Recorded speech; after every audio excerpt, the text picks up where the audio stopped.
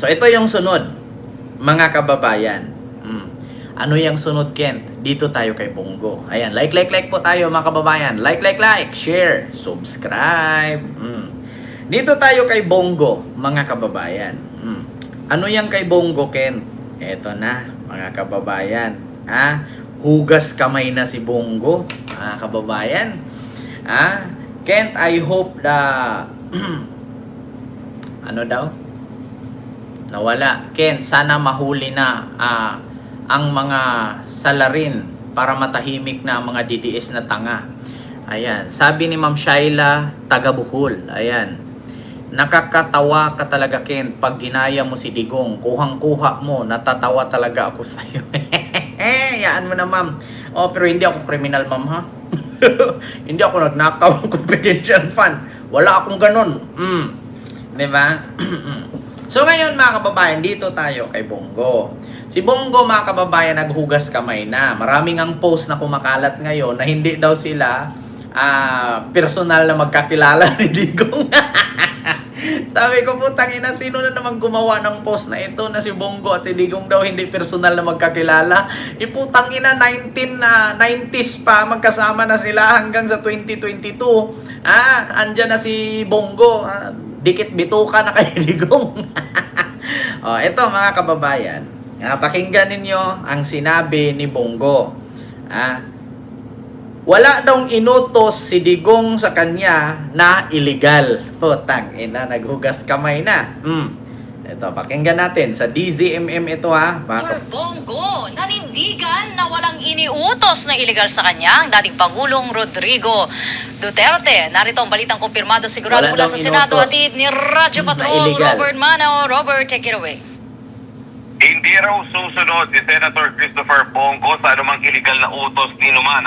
Ito ang binigyan diin ni Go ngayong araw matapos na tukuyin siya at si Senator Ronald De La Rosa at iba pang personalidad ng International Criminal Court o ICC bilang co-perpetrators ni dating Pangulo Duterte sa nagawang crimes against humanity kaugnay ng ipinatupad na gera kontra iligal na droga. Sabi ni Go, walang anumang iligal na iniutos sa kanya ang dating Pangulong Duterte. Ayon pa sa Senador, tanging hangarin ng dating Pangulo ay linisin ang ating bansa at labanan ang mga nagasik ng laging lalo na pagdating sa iligal na droga at ito ay para sa proteksyon ng mga kabataan. Bilang kasamaan niya sa pagsaserbisyo ng dating Pangulo mula noong mayor pa ito hanggang sa naging special assistant to the president siya at hanggang bago na halal sa senador o bilang senador, wala niyang anumang iligal na iniutos sa kanya ang dating Pangulo.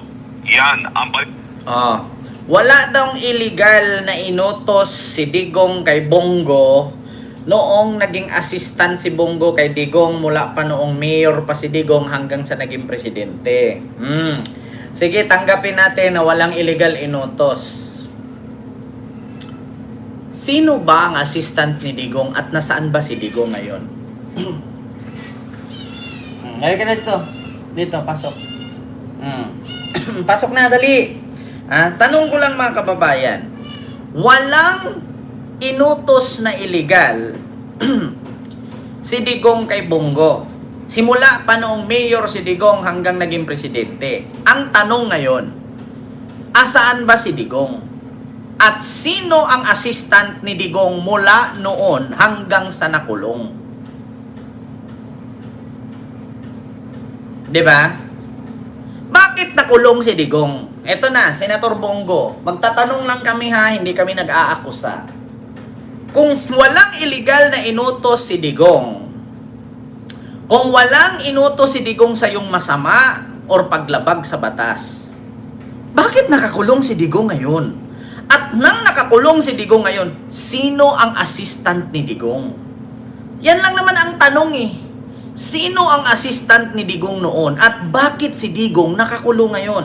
Paano ninyo i-explain yan? Hindi ba illegal ang sinabi niya about sa reward system? Di ba? Yun ang tanong mga kababayan. Hindi ako abogado At remember, kahit elementary, kahit high school, maintindihan yan Ang tanong, kung walang inutos na illegal si Digong kay Bongo, bakit nakakulong si Digong ngayon? At bakit siya nakulong? Anong rason? At kung nakulong man si Digong, kasabwat na at kasali na pati ang assistant niya. Kasi bakit? Ganito yan. Si Bongo tumatayong assistant, right hand secretary ni Digong. So napaka-imposible na lahat ng lakad ni Digong, lahat ng plano at gusto ni Digong ay hindi alam ni Bongo.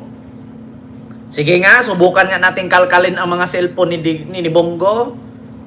Subukan nga nating alamin kung ano ang pinag-uusapan nila dyan. Subukan nga natin sa lahat ng kakontak niya at connected na tao. Imposible, mga kababayan, na hindi alam ni Bongo lahat ng lakad ni Digong. 'Di ba? Oo. Ngayon, sabi ni Ma'am Erica, ano yan? Nabura na daw. Sige, sabihin natin nabura. Ano yung kaso ni Digong ngayon? Pangalawa, mga kababayan, paano nila i-explain yung sinabi ni Garma sa Quadcom? Paano i-explain ni Bongo itong sinabi ni Garma sa Quadcom na walang inutos si Digong na illegal kay Bongo, pero si Bongo dadaan sa kanya pag kumuha ng pera pangbayad sa reward system. Diyan pa lang sa reward system Ano bang sabi ng reward system? Mga kababayan, anong sabi ni Juby Espinido? Sabi ni Bato, kapag ka nakapatay ka ng addict, pusher, user o dealer, 1 million. Kapag nakahuli ka, kalahating milyon. Kapag nakapatay ka kasi ng laban, 2 million. Hindi ba illegal yan? Saan ba sila kukuha ng pera galing kay Digong? Saan sila kukuha ng pera galing kay Digong? Kanino ba dadaan? Hindi ba illegal yon? Imposible naman na si Digong mismo mag-abot. So anong kwenta ng assistant or secretary niya kung si Digong pa ang mag-abot? Yan pa lang, mga kababayan, huli ka ni. Yan pa nga lang, hindi mo na ma-explain yan subukan nating puntahan si Garma. Kasi wala daw... Unahin na po muna. Ito Garma sa reward system ni Digong. Dito sa reward system, mga kababayan. Nakalabas ng bansa pero naharang sa airport sa Amerika si Royina Garma, ang dating police colonel na nagbunyag sa umunoy reward system sa gera kontra droga ng Ayan. Administrasyong Duterte. Ayan. Inaasikaso na raw ang pagpapauwi kay Garma sa Pilipinas at oras na mangyari yan, aalukin daw siya ng Justice Department na maging state witness. Ayan. Nakatutok si Tina Pangilinan Perez. Paghayag ngayon ng Department of Interior and Local Government. Nakalabas ng bansa si dating Police Colonel Royina Garma. Ayon kay DILG Secretary John Vic Remulla, naharang si Garma at ang anak nito sa San Francisco Airport sa Amerika. Ang dahilan, canceled ang US visa nito. She took PR 104 last Sunday here. PR 104. She arrived in the US in San Francisco. Wala siyang hold departure order. She's not been charged with a crime, kaya pwede siyang lumabas ng bansa. Kasama niya ang kanyang anak na babae. Hindi malinaw kung paano nakalipad papuntang Amerika si Garma kahit kanselado na ang kanyang US visa. Apparently, in the course of the hearings ng Senate, her visa was canceled. So, nagbakasakali yata siya na pumunta ron. Dumating siya sa Amerika, ang USINS ang nag-flag sa kanya, detained sila, and they're in the process of being sent home here. Inaayos na ng Bureau of Immigration ang pagpapabalik sa kanila sa bansa. Ayon kay DOJ Secretary Crispin Remulla, oras na makabalik ng bansa si Garma, aalukin nila itong maging state witness. We intend to offer her witness protection for that matter. At least for the matters that the Quadcom is seeking from her. And of course, there are other things that we are conducting. Ang purpose naman ng case build-up is to make sure that Diyan pa lang, mga kababayan, hindi to aalukin bilang state witness kung hindi importante ang mga sasabihin ni Garma. So dito sa mga sinabi ni Garma, binibigkas dito si Bato. Meron pa ngang mga pangalan dito, mga alias, mga kababayan alias Bikoy, ano ba yon?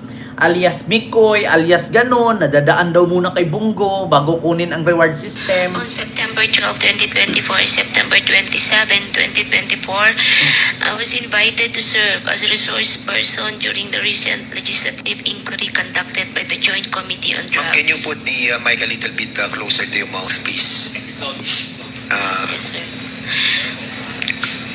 During these hearings, I was asked several questions concerning my knowledge or involvement in the deaths of 3 Chinese inmates at the Double Penal Colony and the death of General Wesley Barayuga, all focusing on the alleged extrajudicial killings of the aforementioned individuals. Ayan. I was also questioned about my relationship with the former president, as well as my career as a police officer and my tenure as the GM of the Philippine Charity Sweepstakes Office. Throughout the hearings, I answered questions from the committee based on my personal knowledge. However, I did so with great apprehension as I recognized that my statements on national television could significantly endanger my life, the safety of my family, and other close to me.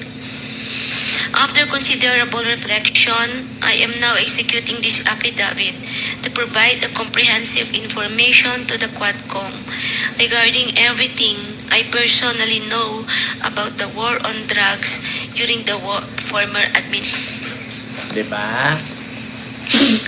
On May of 2016, I received a call from the then President Rodrigo Duterte at approximately 5 in the morning, instructing me to meet him at his residence in Doña Luisa, Davao City.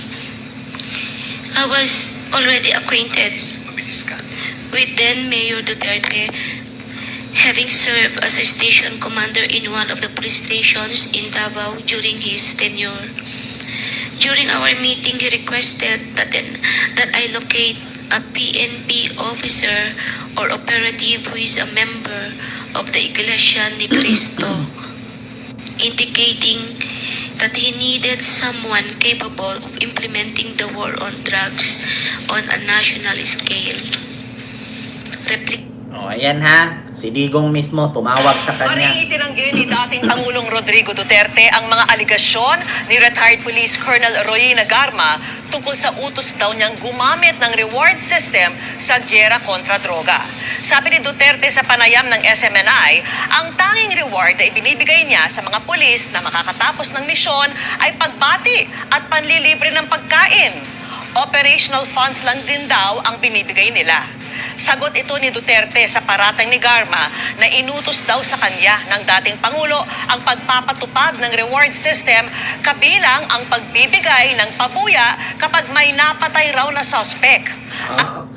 Ang sabi ni Digong, pang merienda lang daw, pang pangkain lang daw.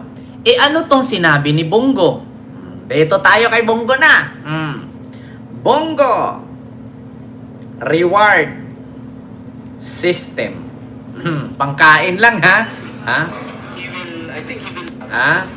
Matindi ang pangkain nila. Milyon. Eto oh. Rin po niya, nandyan po rin po yung reward na kanyang sinabi noon. 1 million po sa mga ninja cops. Patay. Pag buhay, kalahating milyon lang po. Pag lumaban, 2 million. Wala pong reward system Ayan na. na sinasabi nila ngayon. Walang reward Masyado system. pong baseless accusation po ito. Nabanggit rin po niya, nandyan po rin po yung reward na kanyang sinabi noon. 1 million po sa mga ninja cops. Patay. Pag buhay, kalahating milyon lang po. Pag lumaban, 2 million. Wala pong reward system na sinasabi nila ngayon. Masyado pong baseless accusation po ito. Putang ina, napakasinungaling talaga, no? Kita ninyo? Walang reward system. Pero nung in-interview ka noon, nung panahon ni Digong, nung nasa power pa si Digong, andyan yung reward system niya. 1 million kapag nakapatay ang pulis. Kapag nakahuli, kalahating milyon. Kapag ka napatay mo yon kasi nanlaban yung adik, 2 million. Oh, tapos nung natanggal na si Digong pagka-presidente, Nung senador na si Bongo, ang sabi, baseless accusation. Walang ganun. Hindi nyo masisi yung September 2019, sabi niya may reward. October 2024, sabi niya wala. Tanggal tuloy kulangot ko. Buti pa nga yung kulangot ko Totoo Biruin nyo yan. Hindi nyo mapasinungalingan Lumalabas sa mga bunganga ninyo. Ano nyo yan i-explain? Huwag yung sabihin na AI na naman yan. 2019, wala pang AI nun. Diba? Tapos isa pa yung sinasabi niya, sinakay siya sa aeroplano. Walang tsinelas na kapa. Tapos nung binuksan namin, yung picture, nakasapato si Digong. Putang ina. Apakasinungaling. Ito Bongo. Tatay Digong. Nakapaa. Ganyan niya. Maalala nyo lahat ng SONA 26, pwede nga sila hindi ako sobrang nalulungkot. I miss him deep. Saan ba dito yan? Ito ba yun? Huling balita ko kay Tatay Digong, matagal kaming magkasama. Alam nyo, higit pa sa tatay ang turing ko sa kanya. Ayan na. 1998, una po akong nanilbihan sa kanya hanggang 2022. Kahit senador na po ako, sinasamahan ko siya hanggang sa huling araw ng kanyang termino. Sumama po ako hanggang makauwi siya sa bahay niya nung June 30 of 2022. Alam ko yung hirap na niya. Halos hindi na nga makasuot ng medyas. Sinong magme-medyas sa kanya doon?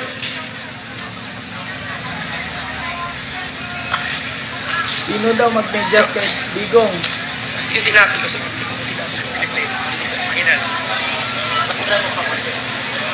alam nyo, nakausap ko kaninang madaling araw si Attorney Mijaldea.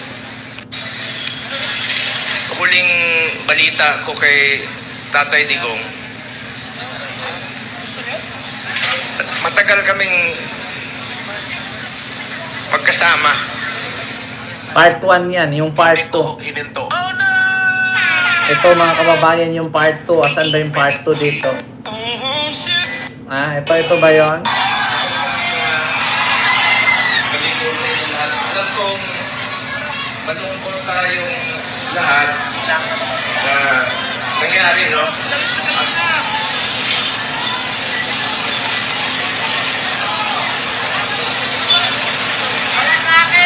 Alam nyo, kwento ko lang po sa inyo ang huling balita ko kay Tatay Digong. Matagal kaming magkasama. Pati sinelas niya wala. I-check niya sa hospital. Sinasamahan ko siya doon, dinidrip siya para umaba ang kanyang buhay. Schedule siya March 12. Ano ngayon? Pati gamot ipagkakait. Sinong mananagot niyan pag may nangyari kay Tatay Digong?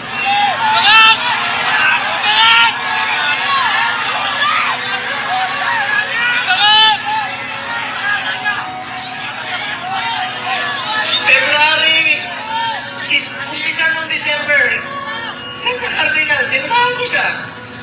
Sinamahan si Ma'am Hanelet. Enero, bumalik-ulit kami. Pebrero, bumalik-ulit kami. March 12 po siya schedule nun Nilagyan para ng sa background. pagpapagamot niya. Background song. Pinagkait nila. Pati gamot. Nilagyan ng Ayaw bigay sa background kanya. song. Alam niyo, wala siyang sinelas. Pati sinelas. Pati sinelas niya, wala. Nakapaa. Huli namin pag... Yung gamot, pinagkait. Pati chinelas, Wala! Pinasakay ng eroplano. Walang tsinelas. Nakapaa! Sige nga. Hanapin nga natin nung pinasakay ng eroplano. Walang tsinelas. Nakapaa. Tignan nga natin. Duterte in airplane going to The Hague. Ito na. Ito.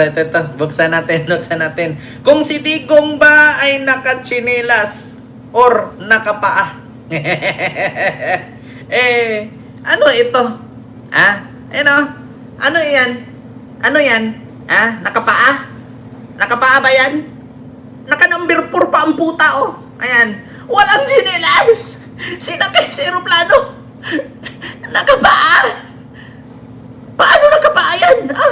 Naka-number 4! Nakapaa! Ano? Magsisinungaling pa rin ba tayo? Ano to mga kamera ng media? Wala siyang tsinelas! Pinasakay sa aeroplano, nakapaa! Hindi pinainom ng gamot. May doktor kasama yan, chinik up pa nga eh. Nakapaa! Walang tsinelas! Nakapaa! Putang ina. So ano yung suot ni Digong? Ang brand niyan, Nike. Nike na itim, runner shoes. Ano yan? Wala na. February, umpisa ng December. Siya sa Cardinal, sinamahan ko siya. Sinamahan ko si Ma'am Hanelet. Enero, bumalik ulit kami. Pebrero, bumalik ulit kami. March 12 po siya schedule ulit. Para sa pagpapagamot niya. Pinagkait nila. Samahan mo kasi. Pati-gamot. Ayaw ibigay sa kanya. Alam niyo, wala siyang sinelas. Pati sinelas. Pati sinelas niya, wala. Wala. Nakapaa. Nakapaa. Uli namin pag-uusap, nasa aeroplano siya. Sabi ni Bingo, Atty. Major Dea, nakapaa siya. Buti na lang, may nagsuot ng kanyang suot kahapon. Walang tsinelas. Nakapaa. Sabi ni Mijaldea. Nung minuksan ko, magkatabi naman sila ni Mijaldea na may sapatos, Hala kay but-but man kayo, bakakon man kayo kasi naturoy. Ingon ka, naka-istorya ni mo si Mijaldea. Ayan o, magkatabi sila ni Mijaldea. Pareho pa nga sila sapatos ni Digong. Kung saan man na. Hala kay but-but man kay bakakon man kayo ka. Hala. Kung saan man nag-istorya. Okay, sige, sabihin natin, nag-usap kay ni Mijaldea kasi may hawak siyang cellphone. Sabihin natin, ikaw yung kausap niya. Walang tsinelas, nakapaa. So ano yan? Bulag-bulagan lang? Wala siyang tsinelas. Nakapaa? Putang ina! Ano yan? Ayan o, nakasapatos, naka-number 4. Hindi, mawawala yung wag mong subukan. Nakaganon yung paa, naka-number 4. Wag mong subukan. Asira ang paa mo. Wag. Ako nagsabi ako sa inyo, pag ako nanalo 3 to 6 months, ubusin ko yung krimen. Ubusin ko kayo mga adik, ubusin ko talaga kayo. Wala siyang tsinelas. Nakapaa. Putang ina. Napakasinungaling, may background music pa para umiyak. Putang ina. Galing na. Sino ba organizer nun? Putang ina, walang tsinelas. Wala naman talagang tsinelas kasi nakasapatos. Wala siyang tsinelas. Nagpaa. Pero nakasapatos. Ano to? Libreng promote na nga, Ayan, Ano walang tsinelas? Nakapaa. So, anong tawag ninyo sa ganito? Ayun ABS-CBN News. Ayun nakasapatos. Potang ina.